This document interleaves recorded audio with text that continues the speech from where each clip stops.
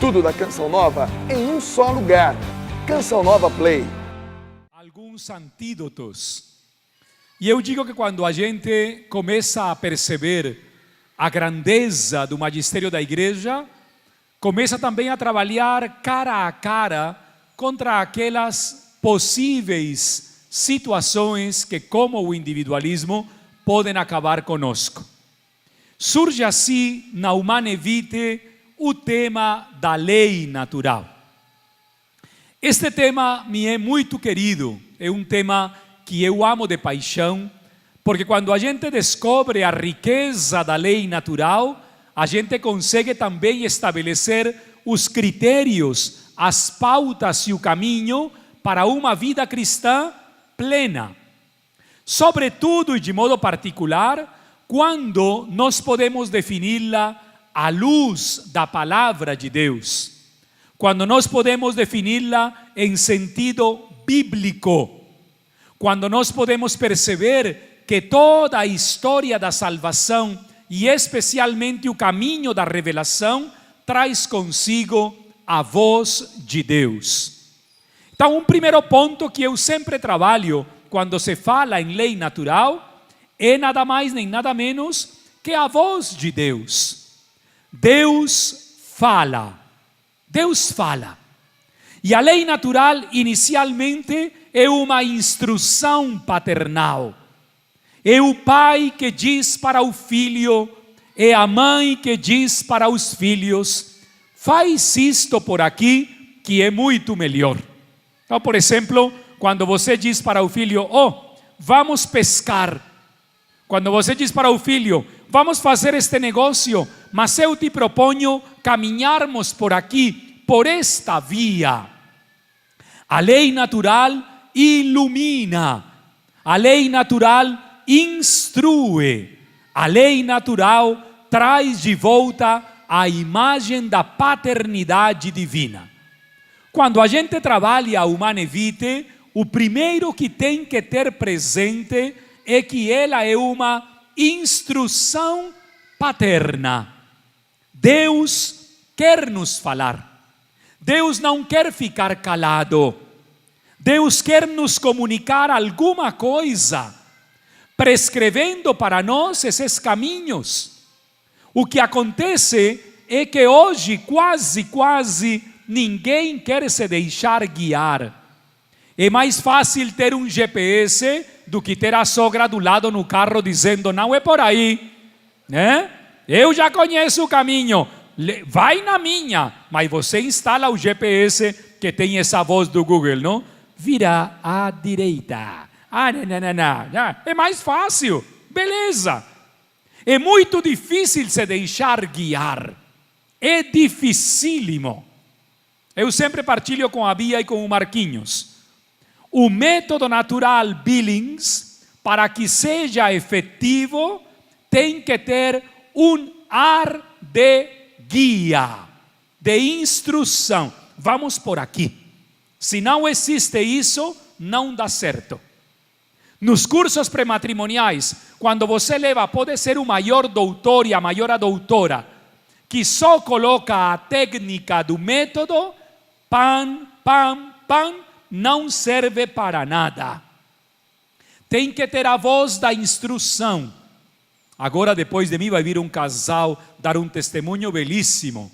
Esse testemunho é o resultado de uma caminhada ouvindo-se, se comunicando, se entendendo para ver que caminho devemos seguir.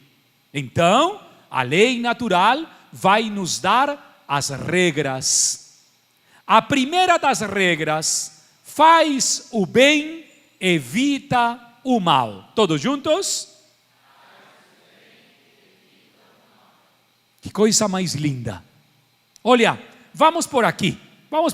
Senhor, mas é um caminho tortuoso. Não importa. Faz o bem e evita o mal. Há uma única proibição na lei natural: não faça o mal. Como seria de maravilhoso que nós entendêssemos que nós não podemos fazer o mal. Claro, pela nossa concupiscência, nós temos uma tendência a fazer o mal. Mas é incrível quando um homem e uma mulher descobrem que o caminho de Deus lhes convida a evitar o mal. Eu quero ser infiel. Eu quero cometer um adultério.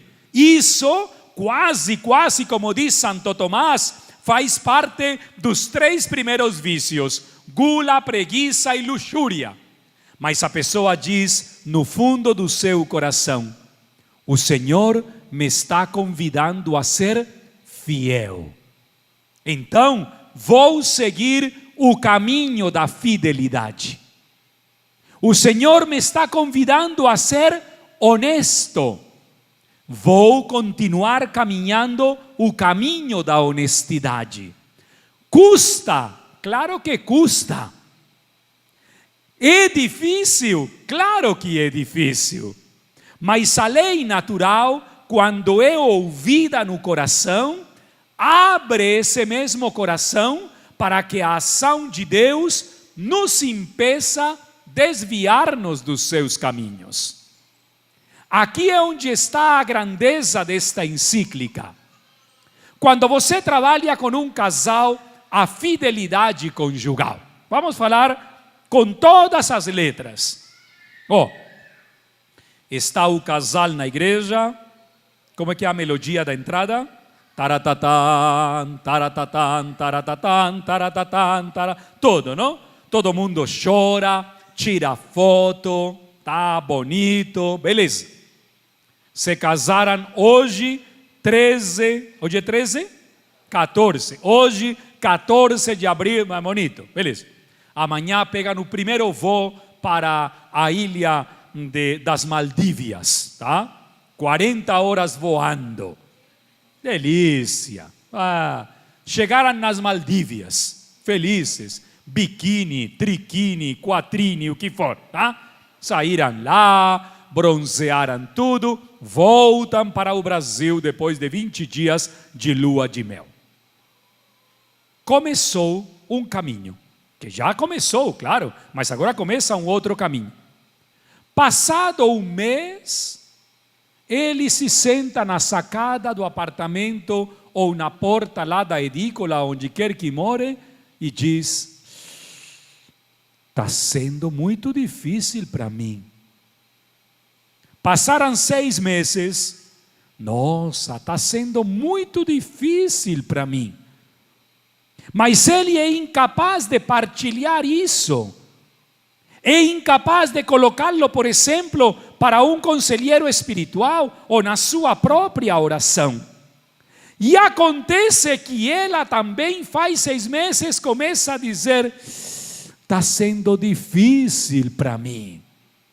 Quer dizer, para nós dois, este caminho está sendo tortuoso. Será que vale a pena ser fiéis? Será que vale a pena manter esta relação? Por que digo isto? Estou acompanhando um cara faz 2 anos, cujo matrimônio só durou 43 dias e 24 minutos. Ele tem até os minutos. E o cara é 10. A moça é 20. Se amam profundamente, mas não se suportam. Há uma situação muito crítica nesse vazio. Será que a única solução é dizer: cada um pegue o seu caminho? Durante estes 43 dias de casamento, só houve decepção.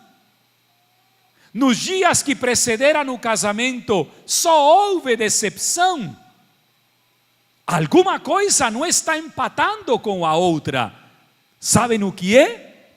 Não ouvimos a voz de Deus. Para seguir a lei natural, temos que estar atentos ao que Deus nos diz. Não aos nossos caprichos, porque os nossos caprichos nos desviam do seu amor. Aqui é onde está para mim o ponto central da vida conjugal em Cristo. Não é uma dramatização, não. Por isso o individualismo, por isso a insuportabilidade da primeira crise conjugal, por isso a incapacidade muitas vezes de aceitar a grande deficiência do outro. Esse amor conjugal, à luz da lei natural, deve levar a cada pessoa a saber ser partícipe da bondade de Deus. Quem trabalha com noivos e noivas, levante a mão, por favor. Nossa, que coisa linda! Parabéns! Uma salve de palmas, que tem muita gente! Isso! Obrigado pelos casais que trabalham com noivos e noivas, pelos padres que trabalham com noivos e noivas, pelos leigos e leigas consagrados que trabalham com noivos e noivas. Aqui está a chave de uma futura vida conjugal em Cristo. Quando você mostra para o noivo e a noiva que eles são partícipes da bondade divina. Que coisa mais linda, viu? Tem noivos aqui presentes? Tem algum casal? Venha. Cadê o seu noivo? Está sozinha? Não veio. Então isso não é noivado, minha filha. Acaba com ele já, neste instante, tá? Diga, o padre doido que está aqui na Canção Nova falou que se você não estava o noivado, ele está com a outra, viu? E você não sabe. Tá, beleza, ela vai começar a chorar agora. Um casal de noivos, venha aqui vocês dois, venha. Isso, venha aqui bem bonito, hein? Olha este exemplo tão lindo da lei natural. Que coisa linda, hein? Vem cá, beleza.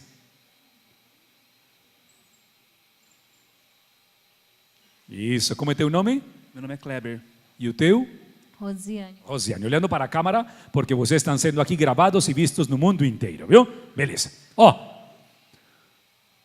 Vocês dois, desde o noivado, participam de um projeto da sabedoria divina. Mas antes no namoro, também. E antes de namorados, também. O que tem que fazer agora é interpretá-lo. Olha para ela, não olha para mim, cara. Tá? Olha para ele, olha para teu negão aí, tá? Isso. Olha como ele é bom, olha como ela é boa. Projeto de vida de bondade. A sabedoria, já parei de se olhar tanto, assim tá bom, tá? A sabedoria divina nos fez partícipes dessa bondade. Nós temos que insistir nos novos casais que, para sair desse individualismo tão brutal que nos está consumindo, você tem coisas boas e você também tem coisas boas. Essa participação é aquela que nos ajuda a governar a verdade na nossa vida. Se ela é boa, para que vai mentir para ela, cara? Se ele é bom, para que vai enganá-lo? Para quê? Não tem direito ninguém a enganar um outro, percebendo a grandeza da sua bondade, porque participa dela. Não existe coisa mais dura na vida que ser enganado. Digamos que você casa sendo bom, trabalhou a bondade, mas depois de casado, vira um marido infiel, ruim, mentiroso. Isso acontece ou não acontece?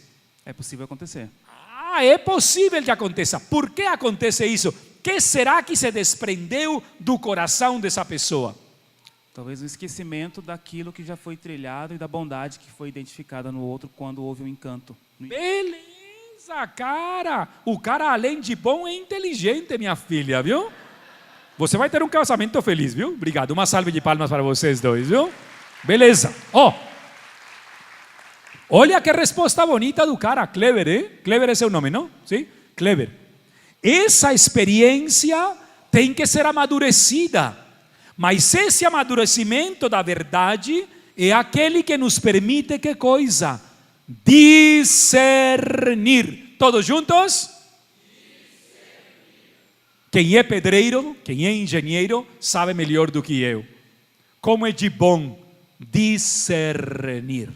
Um bom engenheiro sabe qual é o tipo de areia, qual é o tipo de cimento que vai sustentar a base do prédio. Hoje, para nossa tristeza, muitos de nós não fazemos um bom discernimento. E a lei natural fica para trás. Então, por exemplo, tem gente que não daria um bom marido. Casou, estragou o exercício da lei natural. Porque a graça jamais vai adulterar a natureza. Pode ajudá-la e quem sabe um dia a coisa mude, mas adulterá-la, não. Natureza e graça caminham juntas. Natureza e graça trabalham juntas. Quem trabalha com os noivos, o primeiro que tem que fazer é uma pergunta radical. Já você fez um bom discernimento? Já você colocou no crivo da sua vida se vale ou não vale a pena? A gente tem que perguntar-se isso, viu? Quando me convidaram a morar em Roma para trabalhar em Roma, eu fiquei pensando, entre Roma e Londrina, eu prefiro Londrina. Aqui não vou ter cacife, eu não sou padre de escritório. O que escritório me pinica as pernas. Eu gosto de caminhar, viajar, sair, missão, encontro, celebração. Imagina eu toda semana num escritório escrevendo e traduzindo. O meu nível de neurose hoje é 46. Se estivesse em Roma, hoje seria 89. Seria um neurótico total. Impressionante, eu não tenho condições para isso. Por que não faço um discernimento? Vocês são casados? Você deve ter discernido, hein? Casar com esse cara deve ser terrível, hein? Claro que sim! E ele deve também ter discernido, porque você se vê que não é flor que se cheire com tranquilidade, hein? Então todos nós temos os nossos defeitos, mas a graça nos dá a possibilidade de discernir. Todos juntos? Se a lei natural tem um sentido real, é porque você faz um discernimento. Isto me convém, isto não me convém. Tudo me é permitido, mas nem tudo me... Tem coisas que não nos convém. Não nos convém. Eu não poderia ser amigo de Camila Pitanga jamais. Não me convém essa amizade. Eu sou fanático de Camila Pitanga, né? Não posso ser amigo dela. O discernimento nos leva a perceber na lei natural o que é verdade e o que é mentira. Como é de bom quando uma pessoa diz: olha, pela lei natural eu percebo que não posso fazer isto, porque o Senhor me fez partícipe da sua sabedoria. Não me convém. Gente, temos que trabalhar isto com os novos casais antes de casarem. E temos que trabalhar isto em nós para não enganarmos os outros. Dói? Claro que dói. Dói. Imagina quando você tem 4 ou 5 anos de namoro, 1 ano de noivado, e você tem que chegar e dizer: sabe uma coisa? Tudo tem que acabar por aqui. Não podemos continuar. Vamos nos fazer muito mal se continuarmos. Eu vou me jogar na BR. Eu te acompanho também até lá, mas se joga você sozinha, eu não me jogo com você. Às vezes não nos convém. Na Amoris Laetitia, o Papa é muito claro e os bispos. Há casamentos que nunca deveriam ter existido, e para o benefício dos fiéis e dos cônjuges, a única saída é o divórcio. Já você fez de tudo, mas o casal não abre mão. E continua a dor, a mentira, o engano e a falsidade. Triste, hein? Quando a lei natural não faz parte da nossa vida. Vamos lá. Clicou, doutora? Que bom. Este é um texto que me encanta do Catecismo da Igreja Católica. O juntei a dois grandes autores que eu trabalho. De um lado, João Paulo II, e do outro lado, um teólogo que me fascina, chamado Urs von Balthasar. Eles chegam a um ponto de convergência. Existe, sem dúvida, uma verdadeira lei que é a reta razão. A reta razão. Aqui está uma realidade maravilhosa. Quando você decide, discerne em consciência e em lógica da sua razão. A sua razão é respeitável, mas a sua razão não pode ser tão poderosa que esteja isenta de erro. Todos podemos errar na vida, mas a reta razão mostra para nós como nós temos que viver e como devemos nos deixar iluminar conforme a natureza. Hoje falávamos com o padre Cássio um ditado lá do século XVII. É humilde, cada vez mais humilde, aquele que põe em prática a sua inteligência. Um homem, uma mulher inteligente é um sinal visível de humildade, porque o primeiro que faz é consultar a reta razão. Isto para nós é definitivo. Quando um casal começa a trabalhar interiormente no casamento a reta razão da sua vida, pode ser que erre, mas tem 99,9% de probabilidades a não errar. Querem ver?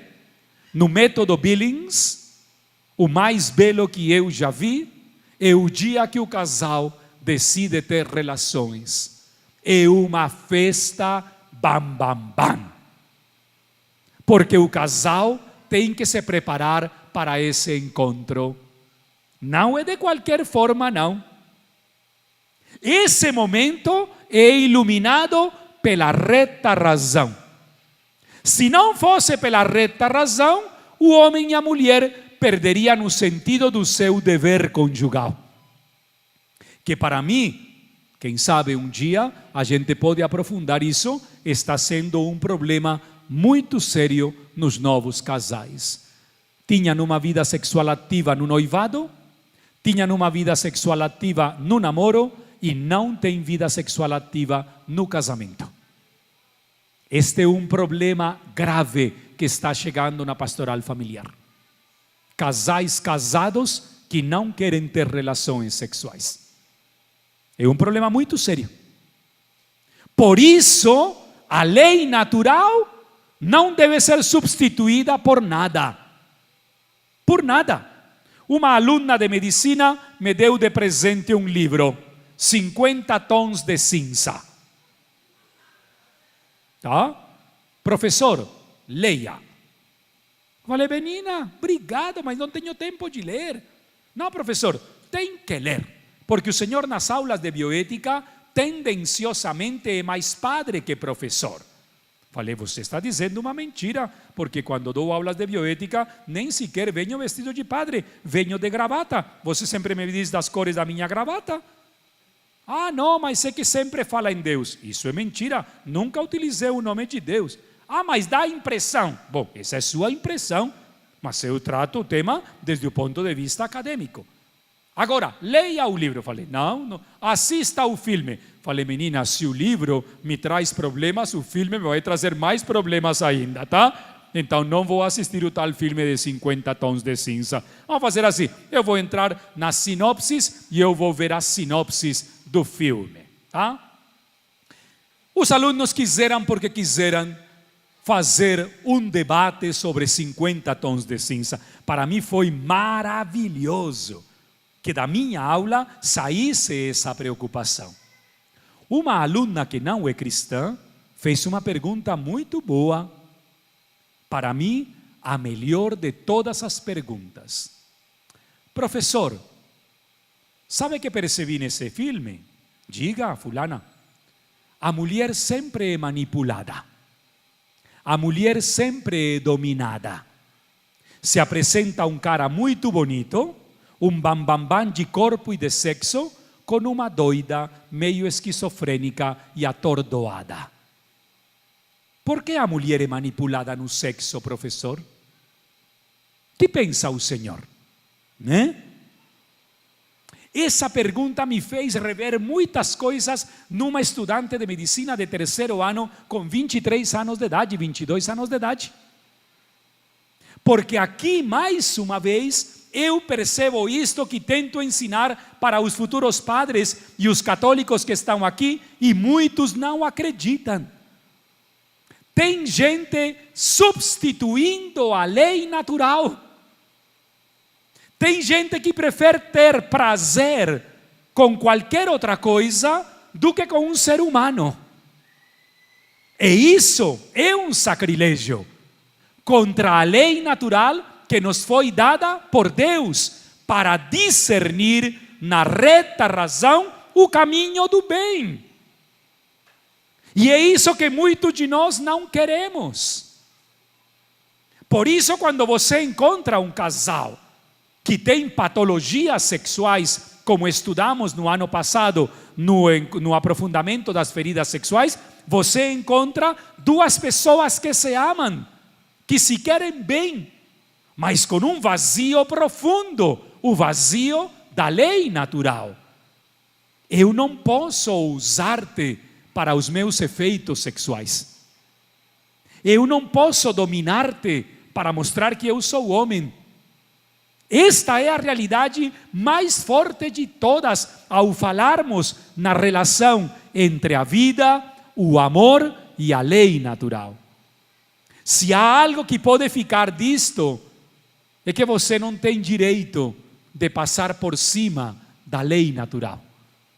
Ninguém dos que está neste auditório temos a capacidade de substituir a lei natural como o mundo está tentando fazer. Este é um sacrilégio com a humanidade. É dizer para a humanidade, agora o artificial é muito mais importante. Saiu semana retrasada no Japão a primeira boneca sexual ativa. Então eu posso comprar uma boneca e posso ter relações sexuais maravilhosas de prazer com a boneca sexual. Tomara que a boneca não tenha que ser resetada, viu? Tomara que as pessoas entendam que o sexo pelo sexo não é humano. Se nós entendermos isso, nós estaremos a caminho de uma vida que é capaz de respeitar uma proposta de Deus. Ninguém pode dar aquilo que não tem. Ninguém pode fazer aquilo que não lhe é próprio. Esta realidade leva, clica por favor, uma situação muito delicada com a qual vou encerrando a minha reflexão. A multiplicidade atual de condições que a vida oferece. Cada dia mais encontramos, e já Paulo VI ouvia com uma impressionante clareza, os tipos de culturas, os tipos de ideologias, os tipos de pensamento, os tipos de personalidade. Mesmo assim, a lei natural permeia. Que significa permear? Entra de uma forma prática e ao mesmo tempo real. Por quê? Porque aquilo que eu não conheço, eu não posso dizer que é meu, que faz parte da minha vida. Aquilo que eu não trago para mim pode ser externo. E aqui é onde surge o conceito de fidelidade conjugal.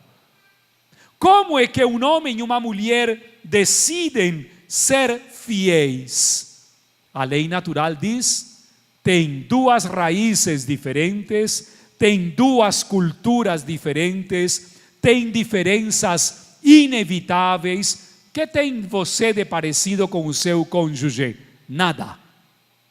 E por que você decide, eu prometo amar-te e respeitar-te todos os dias da nossa vida?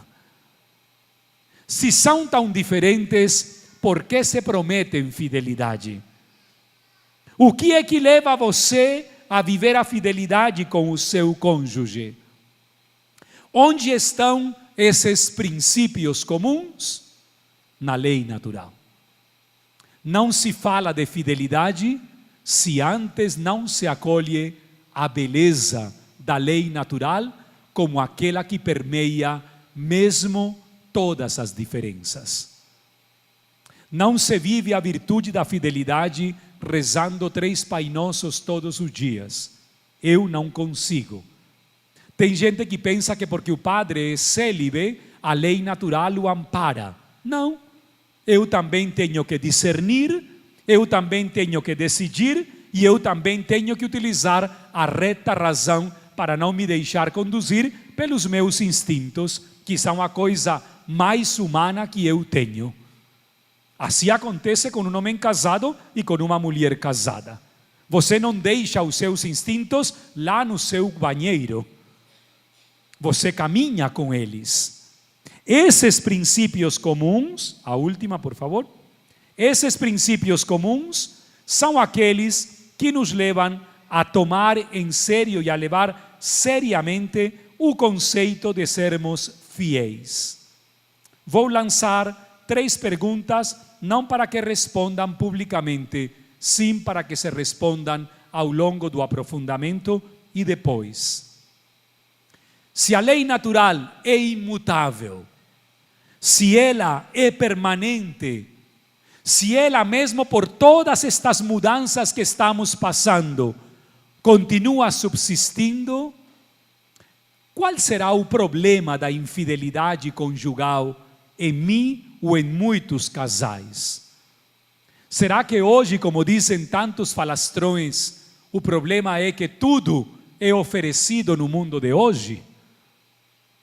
Será que porque tudo é fácil, então eu também entro nessa corrente do facilismo? Hoje é mais fácil ser infiel do que 50 anos atrás. Segunda pergunta: se as regras, as leis, demonstram a validez da lei natural, por que hoje quase mais ninguém presta atenção à beleza da lei natural? Será que preferimos o artificial ao natural? Será que nos tornamos uma sociedade de princípios substituíveis? Hoje eu te amo, mas depois de 6 meses não quero mais nem ver o teu rosto. E a terceira pergunta, a mais delicada de todos. Hoje se fala muito em indivíduos criados por sociedades. Os cristãos utilizamos o termo pessoa. O cristianismo resgata o valor da pessoa e a coloca na sua dignidade para que ela possa ser fiel. O meu cônjuge, para mim, é um indivíduo de satisfação ou decepção? Ou é uma pessoa que, crescendo comigo, vive a alegria da fidelidade? Estas 3 perguntas são essenciais para poder perceber que a lei natural não tem mudança. Ela sempre será natural. Quando alguém me pergunta sobre o método Billings, eu sempre respondo: tão natural como a natureza. Naturalíssimo. Não tem nada de artificial.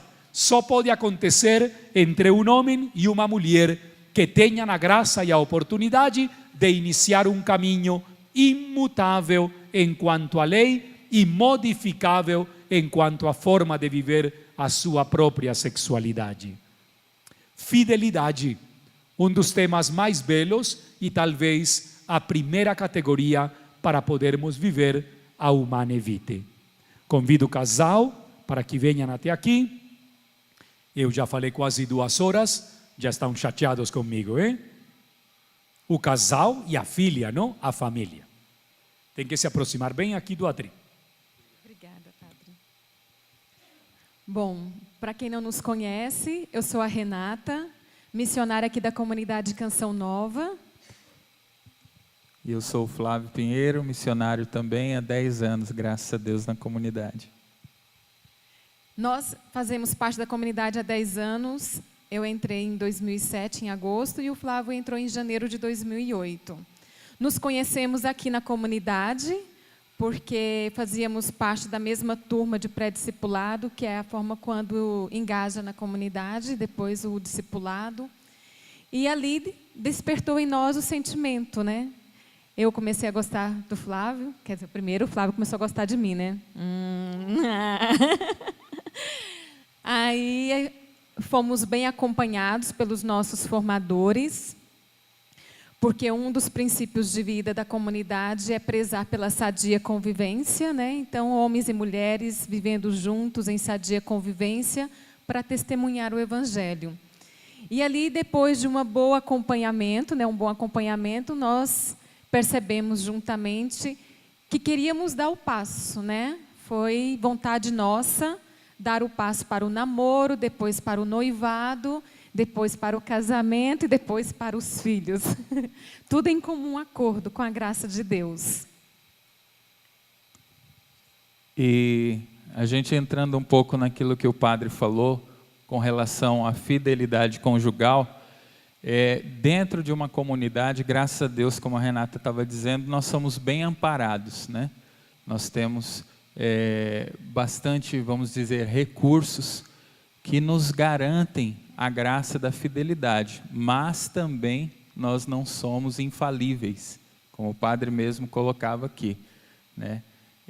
Nós precisamos a todo momento nos decidir por viver na graça de Deus. E isso a gente foi construindo desde a época que a Renata falou, de todo esse interesse um pelo outro, e ainda está sendo construído dentro de nós, com tudo aquilo que nós obtemos dentro da comunidade e com tudo aquilo que nós sonhamos também por viver, por construir uma família nova, que também é proposta da Canção Nova. E dentro de todo esse tema, nós fomos sonhando, porque vivemos muitas infidelidades fora da comunidade, e ainda hoje vivemos algumas infidelidades, graças a Deus, infidelidades menores, mas durante um bom tempo nós somos infiéis na nossa caminhada, nós vivemos outros relacionamentos que nós caímos em pecados. Então isso nos trouxe um desejo de abraçar uma vida nova, de abraçar uma vida fiel a Deus. E não poderia ser diferente quando nós optamos por caminhar juntos, por construir uma família. Então mudou-se o sentido da vida, né? Até então eu vivia uma vida errada e dali para frente, lógico, a partir de um encontro com Deus, eu me decido por uma vida coerente, uma vida de fidelidade a Deus e de fidelidade a quem Deus colocou ao meu lado. E foi assim. Então nós começamos buscar essa formação, esse apoio diante da formação que nós temos dentro da comunidade, diante daquele casal que nos acompanhou durante um bom tempo, ou aqueles casais que foram nos acompanhando e construindo história conosco, porque nem sempre a gente sabia o caminho a ser seguido, né? E foi bem interessante, porque eu fui criada, né? Assim, eu nunca fui daquelas de sonhar com casamento, ter filhos. Não, eu era meio assim da pá virada, sabe, padre? Eu já estava nesse individualismo que o mundo coloca. Então, um dos meus projetos de vida era viajar, conhecer o mundo, trabalhar, ganhar dinheiro, ser independente e feliz. Esse era o meu projeto de vida. E quando eu me converti, foi mudando totalmente as coisas dentro de mim. E quando eu me apaixonei pelo Flávio, foi um grande conflito. Porque eu falava, ai meu Deus, não vou ser mais livre, né? Agora vou ter uma pessoa. Então, assim, diante da minha história, foi como que um peso, né? Aí depois eu fui entendendo que não era nada disso, né? Que, muito pelo contrário, a beleza da vida matrimonial, do amor conjugal. Aí, diante dessas descobertas, eu busquei ajuda, porque eu queria me conhecer como mulher, como futura mãe, E aí eu procurei no posto médico, né, o pessoal que acompanha, o núcleo das famílias, exatamente, que fica ali. Então, procurei o núcleo das famílias, e aí, ainda no tempo de namoro, eu comecei a fazer o método Billis para poder me conhecer como pessoa, para me conhecer no meu ciclo, naquilo que era a Renata como mulher, filha de Deus, né? Então, desde o tempo de namoro, eu comecei a fazer o método Billis. Aí, quando nós ficamos noivos, a Bia começou a acompanhar nós, o casal, porque não bastava eu me conhecer, era necessário que o Flávio também me conhecesse, para ele saber como era o meu ciclo, para nós reconhecermos depois, dentro do matrimônio, o nosso período fecho, o nosso ápice, aquilo que nós estávamos programando, porque queremos ter uma família, não só de um filho, né? Queremos ter mais. Então, aí nós buscamos esse acompanhamento. E foi impressionante como, de fato, a lei natural é bela, porque tudo foi acontecendo dentro daquilo que eu fui descobrindo no método Billis e dentro daquilo que nós planejávamos como casal abertos à vida, né? Então, nós queríamos... Às vezes, eu usava a desculpa de que a minha idade, né? Não posso esperar muito. Na verdade, é porque... eu acho que existe esse anseio no casal, né? A gente casou, vivemos bem, fomos de férias, mas dentro de nós existia esse anseio do filho. Então, nós buscamos, e foi até engraçado, porque o Flávio costumava dizer assim, eu achei que era mais fácil fazer filho, né? Porque muitas pessoas falam aí que na primeira tentativa já engravidam, e conosco não foi assim. Mas nós buscamos a nossa fidelidade ali no método para poder permanecermos fiéis nas noites alternadas, nos dias ápices, enfim. E graças a Deus foi e está sendo ainda, né? Porque graças a Deus nós continuamos buscando essa fidelidade ao método Billis, porque é um método natural, é um método onde Deus, a gente percebe, né, a manifestação da glória de Deus. Outro dia, a Bia, olhando para o meu gráfico, ela falava assim, Renata, você não está grávida porque Deus não quer. Porque, assim, estamos super abertos à vida e Deus é o dono da nossa história. É Deus quem vem e nos dá a possibilidade de gerar uma nova vida, né? Somos apenas coparticipantes da obra criadora de Deus, como está escrito na encíclica. Que é o desafio, né? Joga a palavra aí para cá. Então, e diante de tudo isso, hoje a gente toca a questão da fidelidade conjugal em tantos outros aspectos, né? Então, a fidelidade não está, hoje para mim, com mais clareza, não está associada somente quando eu traio a Renata com uma outra pessoa, mas em tudo aquilo que o padre foi nos trazendo aqui, né? Quando eu, de repente, não dou a ela o tempo devido, né? Quando, de repente, eu escolho o celular e ali, às vezes, eu não estou nem falando coisas obscenas ou qualquer outro assunto que vá trair moralmente, mas, enfim, estou sendo infiel com aquele tempo que deveria ser dedicado a ela, a minha família, a minha filha. Então, isso é um assunto muito amplo, que hoje, graças a Deus, a mente vai abrindo, né? E com a leitura também que nós fizemos de um trecho dessa encíclica, nós fomos vendo o quanto é amplo hoje esse assunto da fidelidade conjugal. Foi uma luta também, porque nós vamos aprendendo a ser, eu fui aprendendo a ser esposo, a ser também o homem da casa, e a Renata a mulher da casa. Então, tudo isso também exige uma fidelidade, aquilo que é a lei natural, né? O homem ser aquele que é o homem da casa, porque hoje o padre nos trouxe a questão da indiferença, então, tanto faz, tanto fez, e a gente vai se perdendo em tantas coisas. Se nós não olharmos para as propostas da igreja, daquilo que Deus nos traz, a gente, de fato, vai ser contagiado por aquelas realidades do mundo, que hoje são muito fortes. e muitas vezes já estão impregnadas em nós por aquilo que as nossas próprias famílias nos formaram, né? Então, é difícil, é exigente, mas vale a pena. E nós casamos, nós temos 2 anos e 5 meses de casado, né? 2 anos e 5 meses, e nós estamos construindo isso a cada dia, percebendo aquilo que Deus quer para nós. Fomos para o casamento assim, vamos esperar uns 3 meses, mas chegou na lua de mel, a gente não queria esperar, era nada para ter o primeiro filho, né?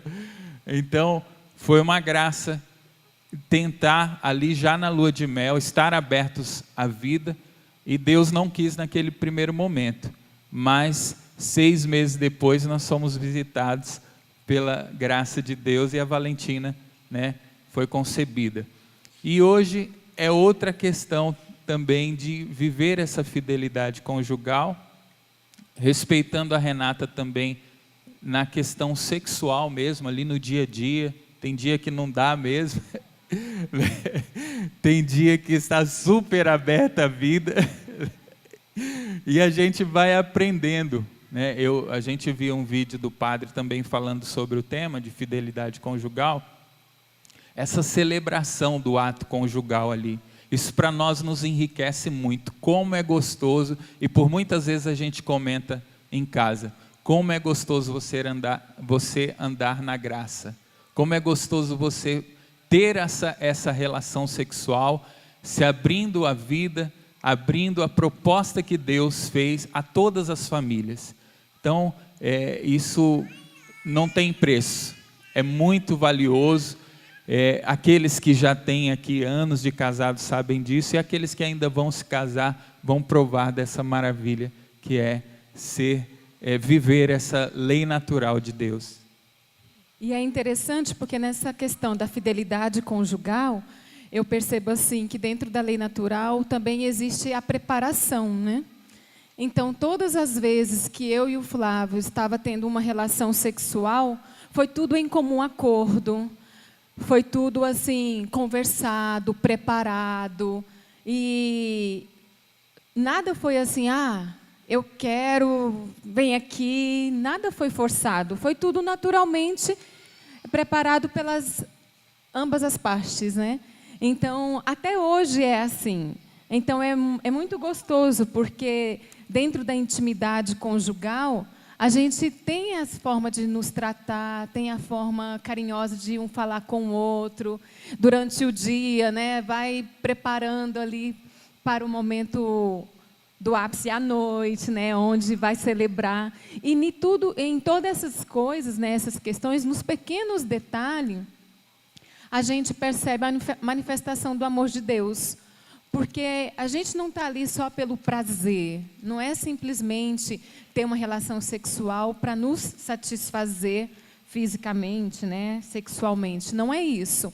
Nós estamos ali porque Deus nos fez homem e mulher em perfeita criação, né, perfeita, para poder celebrar a vida, né, para poder celebrar o amor. E para concluir, né? Para concluir. Então, já concluindo, nós, graças a Deus, vivemos hoje todas essas maravilhas. O ato unitivo, né? Aquilo que nos uniu com um propósito de gerar vida, de ser família, e também o procriativo. Estamos numa nova tentativa, né, de estarmos grávidos novamente, mas Deus sabe a hora. E a gente vai aprendendo. A Bia às vezes ri com a gente quando nos atende, né? Por exemplo, na época em que a Renata ganhou a Valentina, nós fomos lá e ter um atendimento com a Bia. Eu falava, eu estou já há um bom tempo sem uma relação, né? Não naquela questão de cobrança, mas a gente sente falta, e é natural, né? Se não sente falta, alguma coisa está errada. E aí a Bia foi nos apontando no gráfico assim, você vacilou então, porque aqui você podia ter feito, não ia dar em nada. e a gente tinha toda aquela questão do receio, né, dela poder engravidar e ali com uma criança já recém-nascida. Então, a gente vai aprendendo, gente. Estamos aprendendo e foi uma graça a Bia ter nos chamado para falar um pouco daquilo que a gente vive hoje aqui. Não que nós não quiséssemos mais filho, né? Mas é porque também tem a responsabilidade dentro disso. Eu quero só ler um pedacinho aqui, que é uma parte que me chamou muito a atenção, porque nisso eu me identifiquei assim com a questão da fidelidade conjugal dentro daquilo que é o plano de Deus, que está no número 8, o amor conjugal. Fala assim: o amor conjugal exprime a sua verdadeira natureza e nobreza quando se considera na sua fonte suprema Deus que é amor.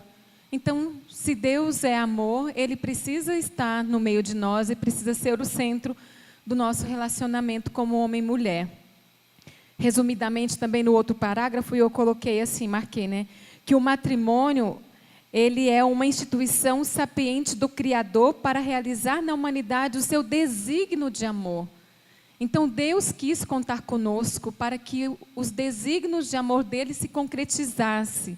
E aí, no finalzinho, fala assim: para colaborarem com Deus na geração e educação de novas vidas. Então, desde que nós estávamos noivos, nós já falávamos que queríamos ter filhos, já falávamos que estávamos abertos para essa nova vida.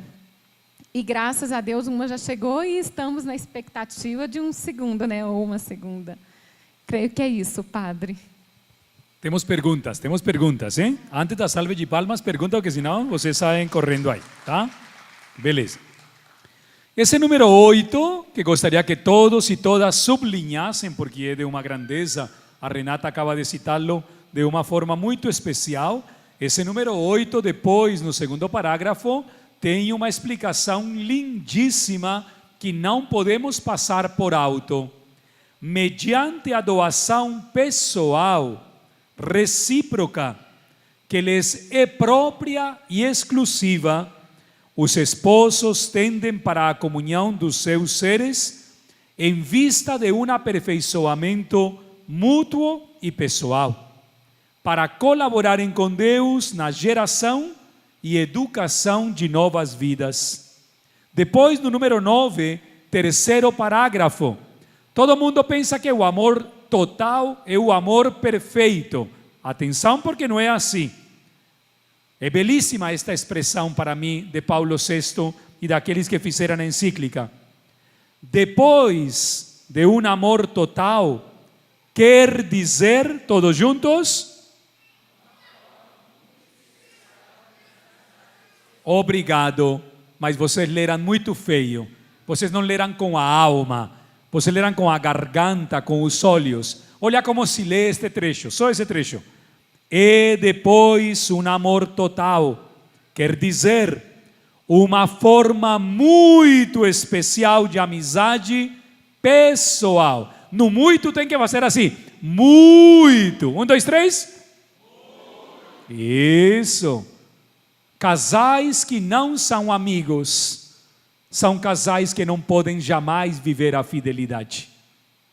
A amizade é um dom essencial para compreendermos a fidelidade. Você falou uma coisa muito boa, Flávio. Tranquilo que sua filha está feliz, que já encontrou amiguinhas aí para brincar. Está feliz, David, né? Vocês são de uma comunidade, cara. Mas digamos que eu sou um homem da rua, pois assim, um empresário, um professor, tarará. Você dizia que você tem todo o resguardo da comunidade. Como fazer para ser um homem casado fiel no mundo de hoje? Homem casado fiel no mundo de hoje. Isso é uma coisa que eu pensei, né? Porque eu dou aqui o testemunho como comunidade e acabei esquecendo de falar, porque muitos de vocês talvez não vivam essa realidade nossa aqui. E às vezes, por muitas vezes, se sentem desamparados, né? O que eu diria com a minha experiência? Você precisa estar junto de pessoas que tenham o mesmo objetivo. Esse é o primeiro passo. Então, procurar pessoas que tenham o mesmo objetivo de viver a fidelidade conjugal, de viver como que eu posso dizer? Essa meta de uma família nova. Esse é o primeiro passo. Então, não adianta você pensar que, de repente, você vivendo com pessoas, e não estou falando que você não pode viver com pessoas que pensem diferentes, né, diferente do que você, mas você vai buscar apoio no outro, que é isso que fortalece dentro de mim o desejo hoje de ser um homem fiel à minha esposa e à minha família, além daquilo que eu já trago dentro de mim. Então, acho que um primeiro passo, padre, que eu poderia dizer é esse: busque ajuda, busque viver com aqueles que também têm o mesmo objetivo que você, que nada mais é do que nós vivemos aqui dentro da Canção Nova. Nós temos um objetivo em comum e isso nos ajuda, né? Um segundo passo é você também ser questionador daquilo que hoje é imposto para nós. Muita coisa entra dentro da nossa casa porque eu já baixei as guardas totalmente. Então isso também facilita ideologias e tantas outras coisas a invadirem aquilo que é até mesmo de fórum íntimo. Tem muita gente querendo explicar para o esposo e para a esposa como se fazer sexo. Esse filme mesmo, né? Eu não vi o filme e nem pretendo vê-lo, mas ele quer orientar de forma contraditória aquilo que nós vivemos, ou orientar de forma errada uma vida entre um homem e uma mulher. Então, se você buscar essas fontes, ou se você deixar que isso entre na tua vida, ou na vida, no seu casamento ali, isso vai acabar sendo impregnado também, de forma que você, sem perceber, vai estar agindo daquela maneira, influenciado por ideologias e por tantas outras coisas. E aqui eu citei esses 2 pontos, padre, mas acredito que se nós formos refletir, tem muitas outras coisas que nos garantem, então eu preciso estar dentro da Canção Nova para viver isso que vocês estão falando, eu preciso estar em outra comunidade. Não é isso que eu quero dizer. Vai ser desafiante se você viver isso no mundo sozinho. Você pode até conseguir, mas você vai ter que ser muito firme, muito fiel para conseguir viver sozinho. Então, acho que é mais ou menos isso, padre. Segunda pergunta antes das perguntas deles, viu? Que as minhas são bem leves, hein? Mas as deles vão ser mais pesadas. Você, Renata, falou de se conhecer, mas disse uma coisa lindíssima. Ele também teve que conhecer você. E quando você teve que conhecer ele, como foi isso? Porque ele deu o passo. Não sei se você o deu, você pelo menos publicamente não falou. Como foi esse conhecer o seu marido na estrutura de homem, de pessoa, de co-criador com você?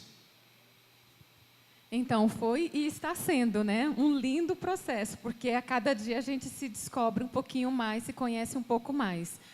Mas eu creio que teve algo que foi fundamental no nosso período de namoro, noivado, e hoje continua prevalecendo dentro de casa, que foi o diálogo. Então, diante de atitudes, diante de alguns pensamentos, a forma como ele foi criado, a forma como eu fui criada, nós somos o oposto um do outro, em termos de criação, cultura, educação. E, então, assim, diante de cada, por exemplo, um ato do Flávio, eu procurava perguntar, e ele também procurava dizer, né? Olha, você faz assim, mas eu penso o contrário. Ou então, olha, aí eu falo, nossa, mas por que você teve essa atitude? Não, na minha casa é super normal, e convivendo com a família dele, eu percebia que era natural mesmo. Então, às vezes, eu achava que a forma dele falar era uma forma um pouco agressiva, mas não era. Ele foi criado assim, na casa dele todo mundo fala assim. Então, esse diálogo entre nós ajudou muito. Tinha época que não era fácil, principalmente dentro do casamento, né? Porque quando é namorado, tudo é flores, né? Quero casar, o homem da minha vida, aquela coisa toda. Agora, dentro do casamento, às vezes, dá vontade de falar, olha, vai para lá que eu vou para cá, fica aí, que agora eu não quero saber de diálogo, não quero entender porque você agiu assim. Embora eu acho que ele tenha mais essa atitude do que eu, porque eu sou um pouco mais estressada que ele. Ele é bem calmo, bem tranquilo. Mas dentro do casamento a gente luta para não viver a indiferença. Que a gente percebe que a indiferença nos distancia e esfria o nosso amor, esfria o nosso carinho um com o outro e afasta, né? Em vez de eu ajudá-lo a superá-lo, né? Essa dificuldade, esse desentendimento que tivemos, acaba afastando e aquilo vai criando, vai gerando uma bola de neve que aí fica pior. Então a gente luta para manter esse diálogo e para evitar essa indiferença, que por sinal é fácil cair nela. Igual, às vezes, eu escutava minha irmã, minha mãe, meu irmão partilhando do casamento deles, o período de indiferença que eles viviam. Eu achava aquilo cúmulo, até eu me casar. Que aí eu percebi que não é tão difícil cair na indiferença assim. Mas, como uma pessoa que busca viver a palavra de Deus e que tudo me é permitido, mas nem tudo me convém, a indiferença não convém para o nosso casamento, para o nosso crescimento mútuo, né?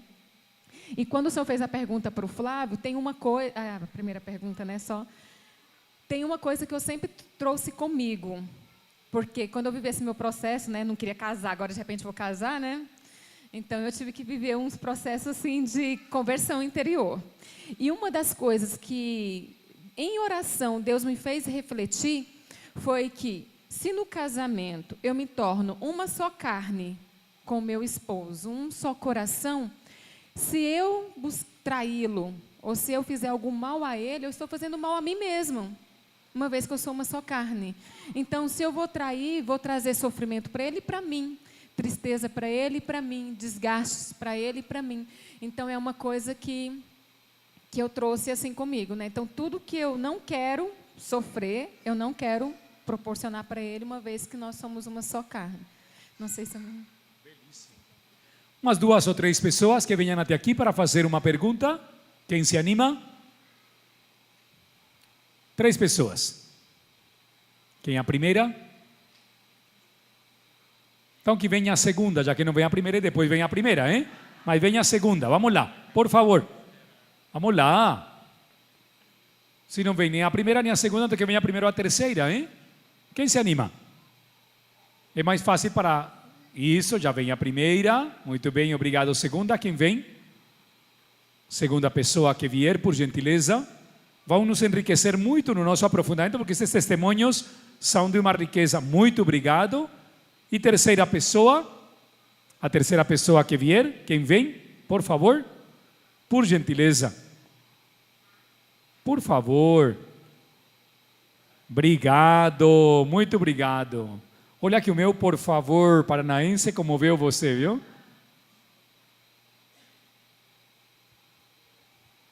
Se por acaso Deus permitir que aconteça algum problema de saúde com um de vocês dois, na fidelidade e na possibilidade de não poder ter outros filhos, como que vocês vão testemunhar? É muito pertinente essa pergunta, porque a gente vive justamente um momento crítico na minha saúde, né? Estou com um problema de coluna, e uma das dúvidas era como agora engravidar, né? Sendo que o médico me pede que eu não pegue peso, que eu, enfim, e é inevitável, né? Então, nós fomos questionados nesse sentido da saúde já, né? E foi muito bom que você nos perguntou. O que nós procuramos viver dentro desse momento que nós estamos passando? O nos abandonarmos em Deus. Não teria outra palavra para te dizer, no sentido de que hoje nós desejamos muito uma outra criança, mas também sabemos dos riscos, sabemos das dificuldades. Eu penso, um outro filho, eu terei que estar cuidando da Valentina e a Renata com uma atenção maior dedicada a esta outra criança. Então, tudo isso passa pela nossa cabeça.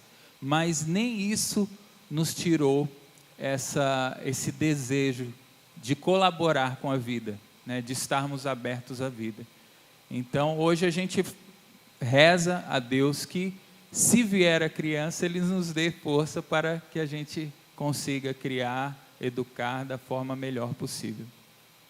E uma das coisas também que a gente aprende na Canção Nova é viver da Divina Providência. E nós utilizamos a Divina Providência não só pela questão econômica, né, financeiramente falando, mas a Divina Providência ela precisa reger toda a nossa vida no total. Então, a leitura que a gente faz é a Divina Providência, né, Deus em sua infinita bondade, se for de seu agrado, nos permitirá ter outro filho. Se não for do seu agrado, a Divina Providência cuidará. Precisaremos cuidar da saúde? Precisaremos, mas nós vivemos e queremos viver abandonados em Deus. Então, se for da vontade de Deus ter mais filhos, louvado seja Deus. Se for da vontade de Deus ficar só com a Valentina, louvado seja Deus, né? Então, se a saúde do Flávio tiver um bom êxito, né? Graças a Deus a gente está buscando o tratamento, louvado seja Deus, né? Então, em tudo, a gente está abandonado. Então, o que Deus fizer para nós, nós vamos acolher. Uma coisa que eu sempre digo, até com o Flávio, é que Deus não dá o frio conforme o cobertor, né? Deus dá o frio conforme o cobertor. Aí eu falo, de repente a gente ainda não engravidou, porque Deus sabe que ainda não estamos preparados para receber uma segunda criança. Mas se chegar o tempo, na hora certa, Ele há de prover, né? Então a providência de Deus precisa também reger nesse parâmetro da nossa família. Não sei se eu respondi. Estamos fazendo.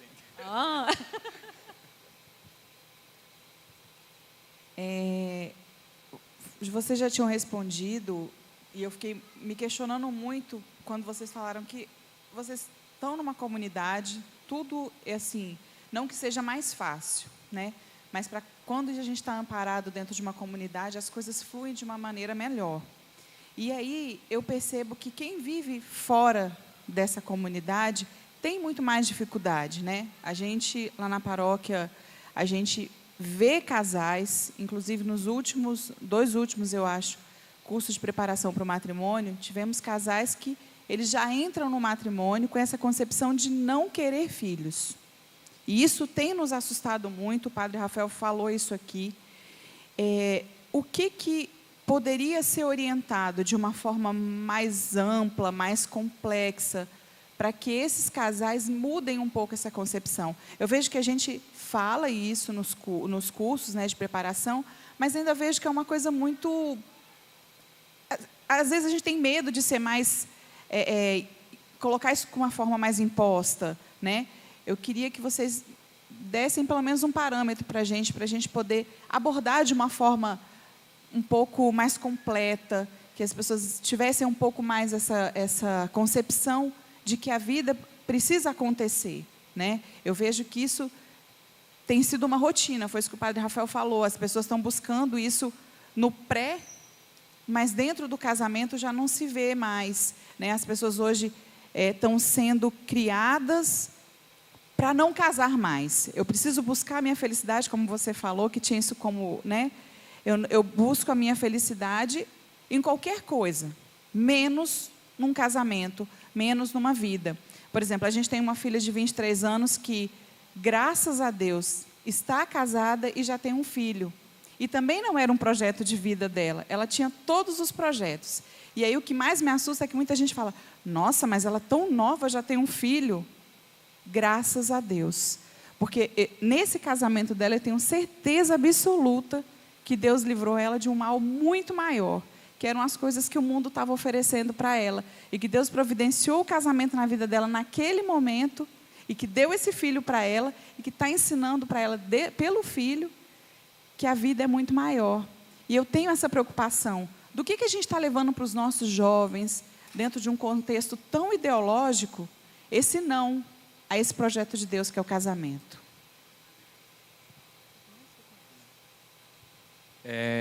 Eu vejo, como é teu nome?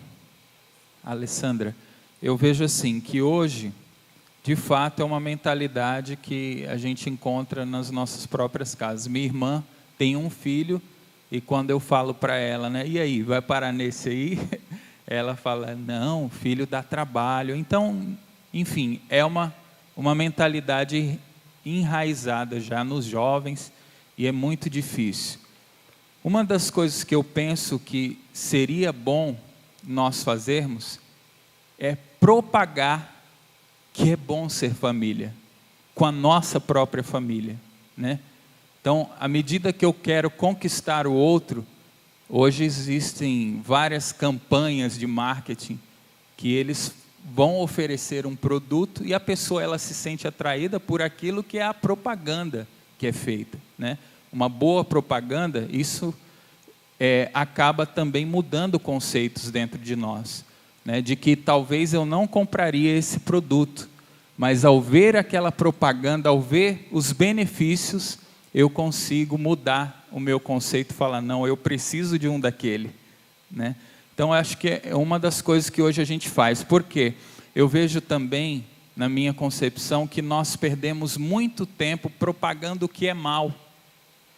Então, por exemplo, hoje uma questão da ideologia de gênero, é preciso ser falado? É, mas nós nos debruçamos e ficamos naquilo.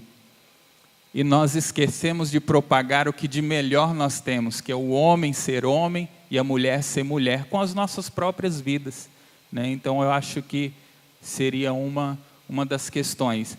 Você é uma família constituída, tem aí um caso já na sua família de sucesso, né? Então, nada melhor do que usar disso também para propagar. Lógico, aí você vai ter que usar de muitas outras ferramentas. Por exemplo, nós temos casos de pessoas que a gente atende que, por exemplo, não queriam ter filho pelo trauma que viram da criação, enfim, como foi difícil a minha mãe criar tantos filhos e hoje aquilo me causa uma indignação de forma que eu falo, não, eu não quero isso para mim. Então aí vai também esse olhar clínico em cada casal para dizer assim, por quê? Por que vocês não querem ter filhos? Alguma coisa tem aí, porque é a lei natural. Eu caso, eu terei filhos, né? E para concluir, eu até diria um pouquinho do que eu vivi, né, do meu testemunho. Ai, gente, não pense que eu sou problemática não, tá, gente? Essa aí já passou. Eu sou uma nova mulher hoje. Mas é que quando eu me vi apaixonada pelo Flávio, gente, eu vou casar. Se eu quero estar com ele, então eu vou casar. Se eu vou casar, vou ter filhos, porque é a lei natural.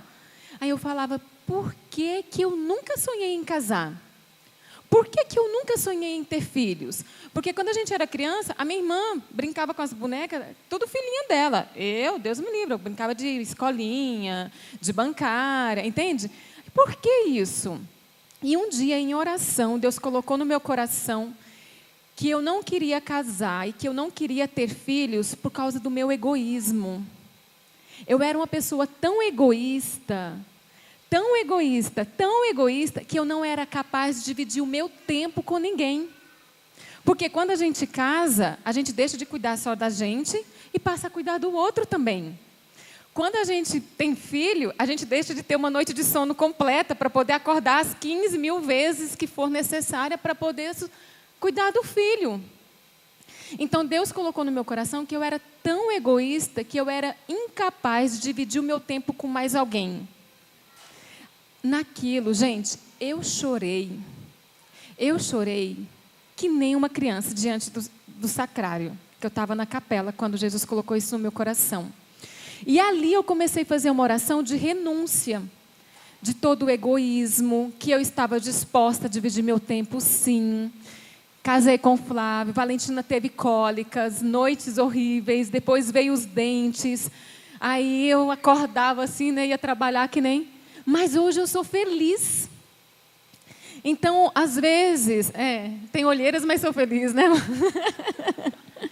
Então, eu acho que esses casais que vão fazer o curso de noivos, né, que não estão abertos à vida, precisa ser questionado nesse sentido.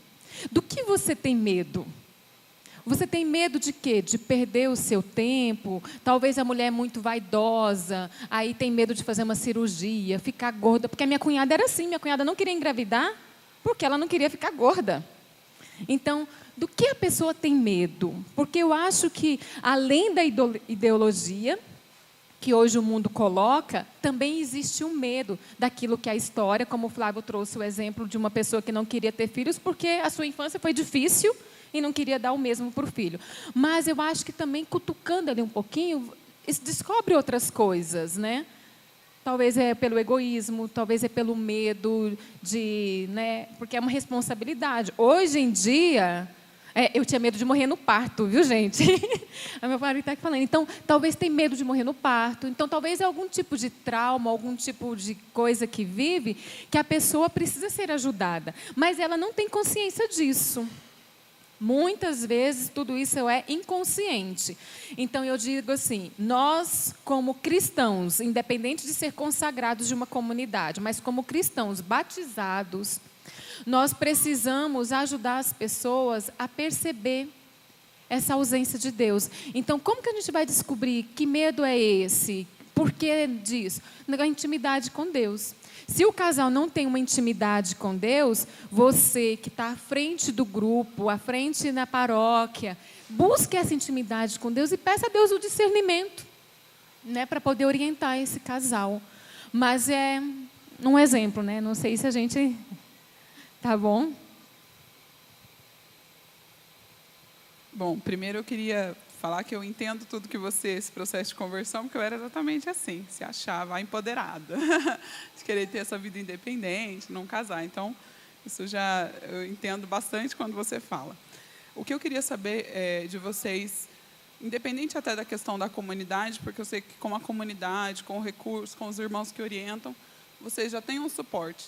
Mas se na espera do filho, né, mesmo da Valentina e desse próximo, e quando tem, né, a gente vai e faz as relações nos dias férteis, e aí não acontece a gestação, se vocês já se sentiram frustrados de alguma maneira, a ponto de querer desistir do método Billings. Porque isso, às vezes, a gente encontra dos dois lados, né? O casal que quer ter filhos, se utiliza do método para isso, não consegue, desiste. Então, eu queria saber se vocês, tendo essa espera dos próximos filhos, se vocês já se sentiram desanimados ou desmotivados em algum momento a ponto de desistir. Eu não quero mais, né, saber como é que vai ser.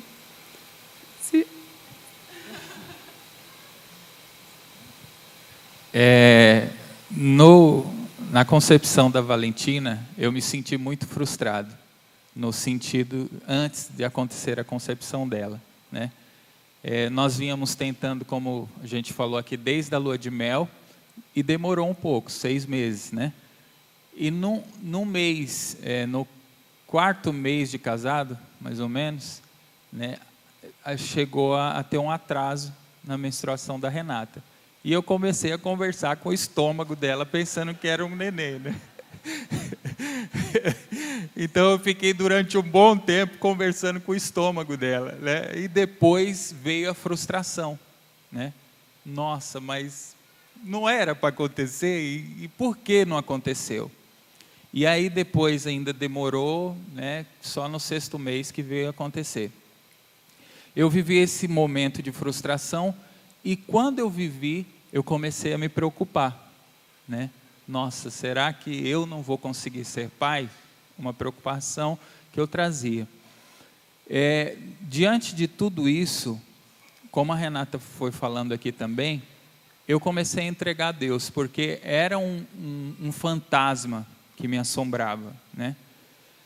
Mas em nenhum momento nós optamos por abandonar o método, no sentido de que nós investimos ali, nós apostamos, né? E víamos que a coisa estava andando bem. E aí você passa a entender, não é do jeito que eu quero, porque também tem essa realidade, né? Hoje nós somos muito imediatistas e queremos que a coisa aconteça na hora que tem que acontecer. Então eu cheguei ali, eu quero que o filho nasça, né? Mas em nenhum momento, pelo menos da minha parte, não sei, Renata, nós nunca conversamos sobre isso, mas eu não tive essa intenção, não, vou abandonar o método porque isso não dá certo. Embora, com algumas pessoas conversando, nós já escutamos oposições ao método, falando, isso aí comigo não funciona, entendeu? Então, a pessoa optou por abandonar. Mas nós sempre fomos bem orientados e tudo isso foi nos dando a garantia de que no tempo certo, fazendo da forma certa, vai acontecer. Só para concluir, né? Da vez da espera da Valentina, eu não me senti frustrada, né? Teve essa vez que teve o atraso, foi muito engraçado, porque o Flávio falou isso para minha ginecologista, gente. Ela deu muita gargalhada. Eu acho que ela estava meio deprimida, até se curou, sabe? Passei uma semana conversando com o estômago, achando que era meu bebê, né? Mas agora, dessa segunda vez, eu confesso que às vezes eu me senti frustrada, sim. Porque sempre foi sonho nosso criar pelo menos os 2 primeiros juntinhos para ser companheirinho um do outro. Então, quando chega a menstruação, eu falo, caramba, de novo, né? Não veio dessa vez. Só que nunca foi uma frustração ao ponto de querer abandonar o método, por 2 motivos. Primeiro, porque eu percebo no método a eficácia. É um método natural, é um método muito eficiente. Inclusive, pessoas que têm problemas de saúde conseguem descobrir através do gráfico, né? Então, o método ele é muito eficaz. E segundo, porque não é eu que planejo a vida. É Deus quem dá a vida na hora que Ele achar que é o momento certo.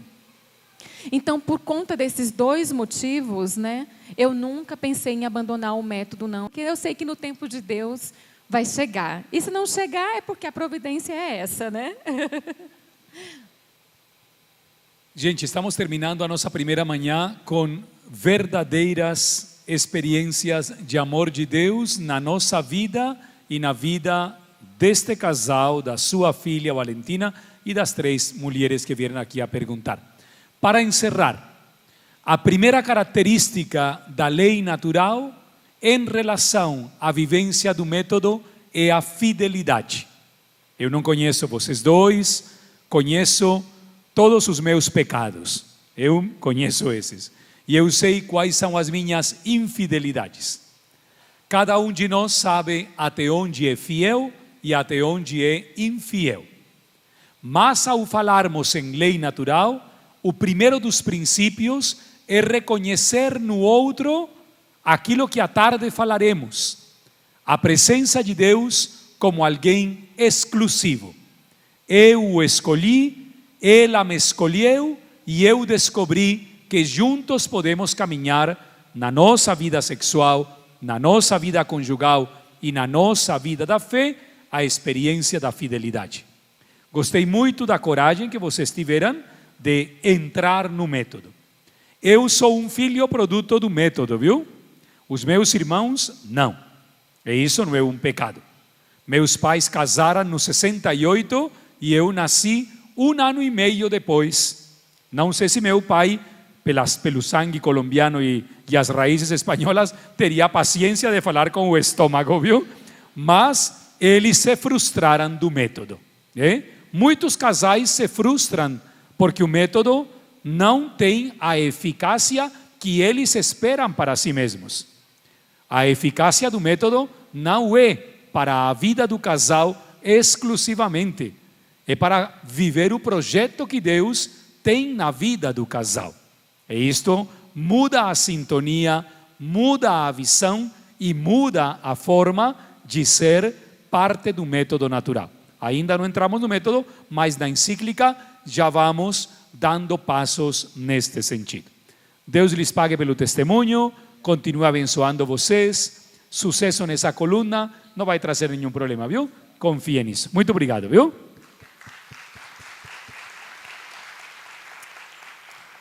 Para encerrarmos a nossa manhã, então estamos já concluindo o número 9 da nossa encíclica.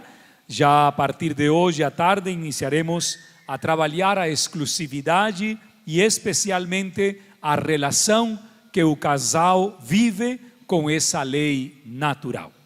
Les convido para ficarmos de pé e rezarmos juntos essa belíssima oração do Regina Shelley, um cântico a Maria nesta época da Páscoa. Ela que foi concebida sem pecado original, ela que se abriu à vida do Verbo eterno, Ela que é a nossa mãe, a nossa auxiliadora, a nossa companheira de caminho na evangelização. Regina Celi letare, alleluia, quiaque meruisti portare, alleluia, resurrexit, sicut dixit, alleluia, ora pro nobis Deum, aleluia. Rogai por nós, Santa Mãe de Deus. Dai-nos a graça, ó Mãe Santíssima, de continuar seguindo as pegadas do Teu Filho Jesus Cristo. Dai a graça a cada casal que está aqui presente de viver a fidelidade conjugal. Dai a graça a cada um dos filhos e filhas a alegria de descobrir a beleza da família. E a todos nós que participamos deste aprofundamento, dai-nos a graça de reconhecer os sinais visíveis que Deus tem preparado para nós através da lei natural. Tudo isto nós vos pedimos na unidade do Espírito Santo. O Senhor esteja convosco. Abençoe-vos o Deus Todo-Poderoso, Pai, Filho e Espírito Santo. Tudo da Canção Nova em um só lugar. Canção Nova Play.